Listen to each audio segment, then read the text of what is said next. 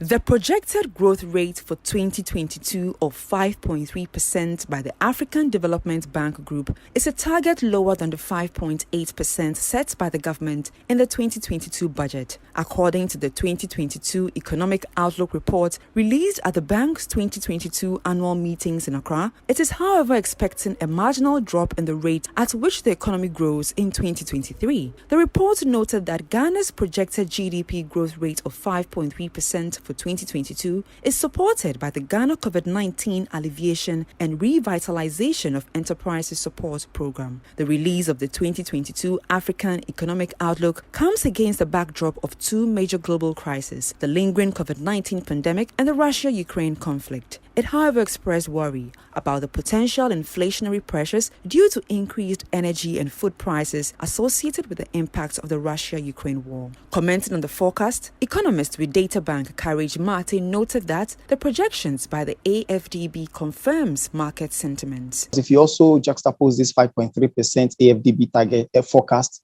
and IMF 5.2% forecast against Ghana's own 2021 growth outcome of 5.4%,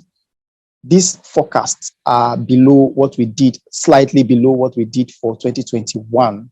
And that also gives you reason to also believe that there is a downside risk to growth in 2022. So overall, the forecast by the AFDB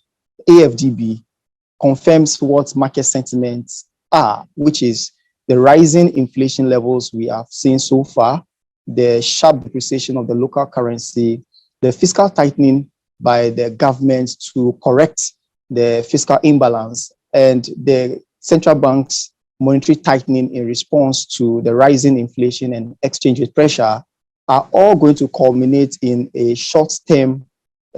pressure on growth, and that should translate into growth levels that would most likely be below the 5.8% that the government is targeting. He is, however, urging the government to, among other things, put in place measures to mitigate the rising cost of operations for firms in the manufacturing sector and increase investments in the agricultural sectors to ensure growth of the economy this year. During the pandemic until the end of last year, the growth numbers that we have seen, it was significantly helped by strong momentum in the agriculture sector. And you wouldn't want to see a slowdown in this sector, because this is one key sector that can not only help growth, but also help bring down the rate of increase in inflation. So what I would expect is for government, even though it has to embark on austerity measures, government will also have to find a way to ensure that any expenditure that is done this year goes into productive sectors within the agriculture sector, helps to produce crops, help to support growth in the agriculture sector, so that the agri sector can remain resilient in the course of the downside risks that we see, and also so that food production can help